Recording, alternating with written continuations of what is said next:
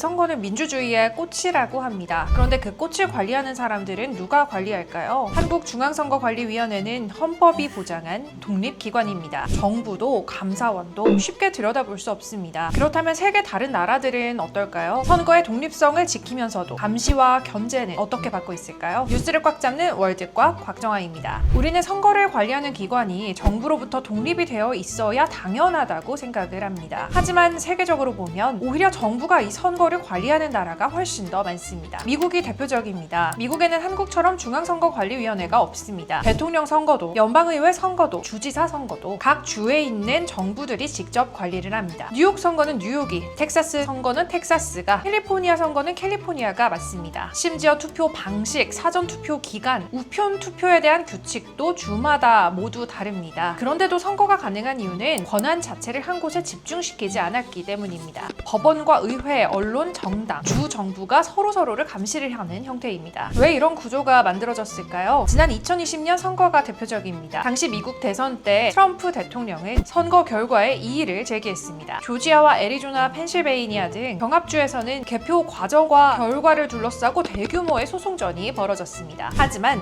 결과를 뒤집은 주는 단 한 주도 없었습니다. 주 정부가 검증을 하고 주 법원이 판단을 하고 연방 법원이 다시 판단을 하고 이를 의회가 최종 인증했습니다. 조지아주에서는 수백만 장의 투표용지를 다시 확인하는 재검표까지 실시가 됐지만 결과는 바뀌지 않았습니다. 미국은 강력한 중앙선관위 대신 여러 기관이 서로를 검증하는 분산형 모델을 선택한 겁니다. 그렇다고 모두가 미국 방식은 아닙니다. 영국은 독립선거위원회인 일렉토럴 커미션을 운영합니다. 정당 등록, 선거비용 감독, 정치 후원금 관리 등을 맡습니다. 하지만 위원장은 의회가 임명을 하고 예산 역시 의회의 통제를 받습니다. 매년 활동 보고서를 제출해야 되는 건 물론이고요. 또 의회에 있는 위원회가 이 선거와 성과를 평가를 하게 됩니다. 독립성을 보장을 하지만 완전한 무풍지대는 또 아닙니다. 캐나다는 한국과 가장 비슷한 사례로 꼽힙니다. 연방선거관리청 Elections Canada가 있습니다. 정부로부터 독립이 되어 있고요. 또 하원이 임명한 최고 선거관리관이 선거를 총괄합니다. 우리 선관위원장과 좀 비슷한 체계인 거죠. 그런데 선거가 끝나면 반드시 외부 감사가 진행이 됩니다. 캐나다의 감사는 생각보다 훨씬 더 세밀합니다. 독립감사인이 무작위로 투표소를 선정을 해서 유권자의 신원 확인이 법대로 이루어졌는지, 그리고 투표용지가 정상 처리가 됐는지, 투표소 직원들이 검증을 지켰는지 하나하나 검증을 합니다. 실제로 과거 감사에서는 일부에 있는 투표소에서 신원 확인 기록 작성이 미흡했다거나 또 관련 서류 작성이 불완전한 사례들이 발견이 됐습니다. 그 결과 직원 교육과 매뉴얼도 강화가 됐습니다. 캐나다는 선거 결과뿐만이 아니라 선거 과정 자체를 감사의 대상으로 보는 겁니다. 독립성을 보장을 하면서도 국민에게 우리가 규정대로 일을 했다, 이런 사실을 증명하는 구조입니다. 그런데 여기서 궁금해집니다. 독립기관이면 독립기관이고 또 정부가 선거를 관리하면 정부가 선거를 관리하는 건데요. 왜 나라마다 이렇게 선거를 관리하는 방식이 달라지게 된 걸까요? 사실 그 답은 각 나라가 겪어온 역사 속에 있습니다. 어떤 나라는 정부에서 선거에 개입하는 걸 가장 경계를 했고, 또 어떤 나라는 독립기관이 통제받지 않는 상황을 더 경계를 했습니다. 호주는 후자에 가깝습니다. 호주의 선거관리기관이 오스트레일리안 일렉토럴 커미션 역시 독립기관입니다. 하지만 국가감사원인 ANAO가 정기적으로 업무 전반을 감사를 합니다. 그 이유도 있습니다. 2013년이었는데요. 총선 당시에 서호주 상원선거에서 약 1370장의 투표용지가 사라지는 초유의 사고가 발생을 했습니다. 결국 법원은 해당 선거를 무효로 판결을 했고 재선거가 실시됐습니다. 그런데 감사원은 더 흥미로운 사실을 밝혀냈습니다. 이미 수년 전에 실시된 감사에서 투표용지 보관 절차, 선거 인력 관리, 그리고 보안 체계 문제를 지적을 했었다는 겁니다. 경고가 있었지만 충분히 개선되지 않았고 결국 실제 사고로 이어졌다는 분석이 나왔습니다. 이 사건 이후에 투표용지 추적 시스템, 그리고 보관 절차, 책임자 관리 체계가 강화됐습니다. 호주는 독립기관이라도 감사를 피할 수 없다는 점을 실제 사례로 잘 보여준 예입니다.